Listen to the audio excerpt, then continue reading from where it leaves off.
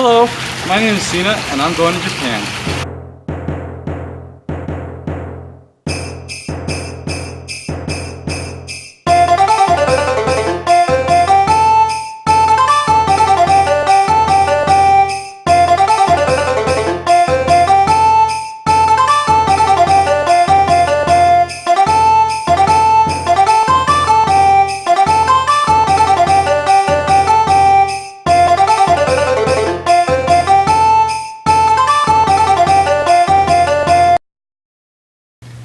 Hello, today I wanted to talk to you about what sparked my interest in going to Japan.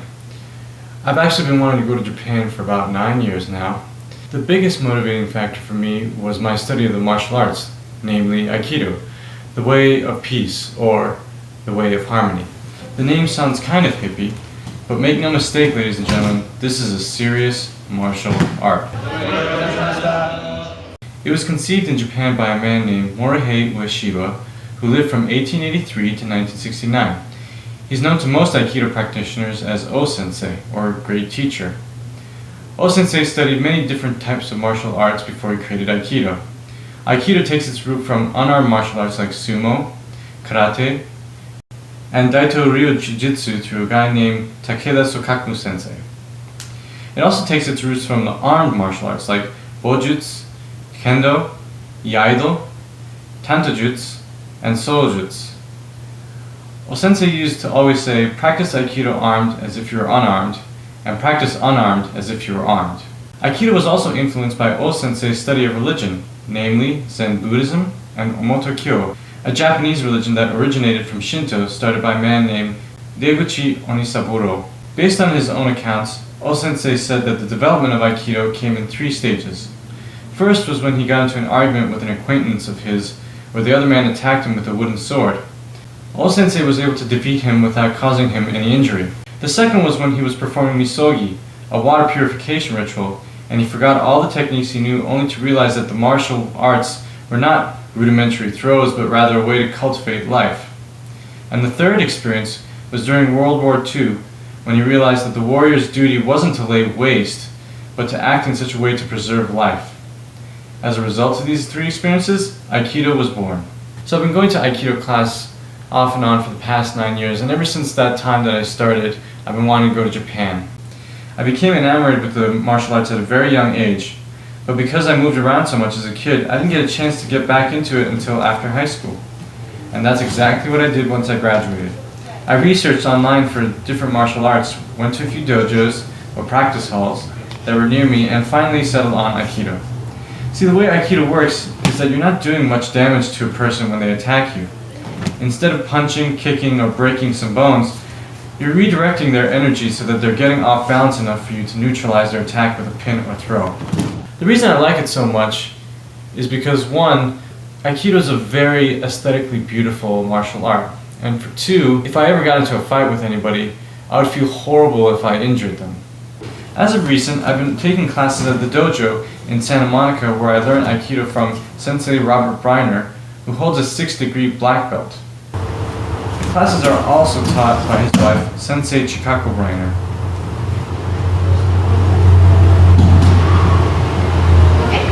This particular dojo follows the teachings of a man named Sensei Shoji Nishio, who was a student of O-sensei. And they're affiliated with Hombu Dojo, the Aikido headquarters located in Tokyo, Japan. This dojo also offers classes in Ryute. Ryute, or flowing hand karate, is a martial art that I've only recently been taking. Briner Sensei has attained the rank of 7th degree black belt in this art. He says that it'll help with my Aikido, and I'm starting to see some of the similarities. It was developed by a man named Taika Seiyu Oyata in Okinawa, Japan. Oyata Sensei was trained in Okinawan sumo, judo, iaido, and kendo through influence from his father. Later he was trained by 2 men who had a knowledge of ancient Okinawan and Chinese martial arts that was passed down from many generations unto him.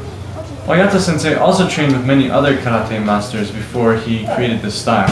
As I said before, I haven't been training in this martial art for too long, but one thing I've learned is that you really can learn how to take a hit. And this is done because you want to increase your pain threshold in those instances where you're actually fighting somebody.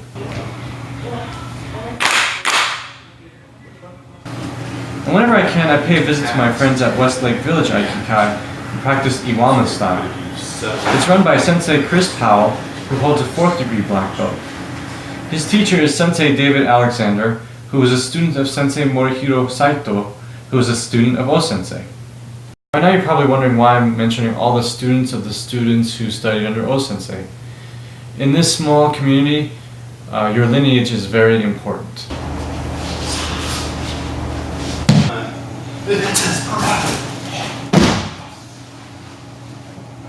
Anyway, when there was a ban on martial arts in Japan after World War II, O-sensei stayed in Iwama, Japan, developing the martial art that would eventually become Aikido. There's a sort of disconnect between the people who practice the original Iwama style and the people in Honbu Dojo. The reason could be attributed to the evolving nature of this martial art. O-sensei started out very martial and became more spiritual toward his later years, and people tend to have a preference of what Aikido should be based on when in O-sensei's lifetime their main teacher started learning from him. For me, I just try to go out there and go to different dojos and try to experience every single style that I can, because I know it'll make me a better martial artist. There's 4 levels of Aikido, right? O-sensei went through 4 different levels developing Aikido, 4 distinct periods in Aikido development. The first one being Katai, which is full power. If he's moving, he's fighting me and I'm grabbing him full power, how does he learn to move past me? Okay, if you don't think he's trying very hard. Well, initially, Katai was developed because people were that strong. Okay? It's the hardest position to move through. If you can move through somebody grabbing you full power, then you have, that is Katai. Okay? Now, level 2 was developed, which was resilient. So I move in, he overpowers me, okay? And I take his movement that he overpowered me with, and I divert it back against him. So I go in, he pushes back, and I take it the other way. It's resilient. Level 3, Kino Nagara, which is fluid. Kino Nagara is constantly moving. He never really gets to grab a hold because I'm always moving on it, right? I'm always moving forward. Then you have level 4, which is P, which is more of a mystical level, right? If you ever get it, let me know. I'd love to learn it from you. This summer I went to these classes maybe 4 to 5 times a week on average.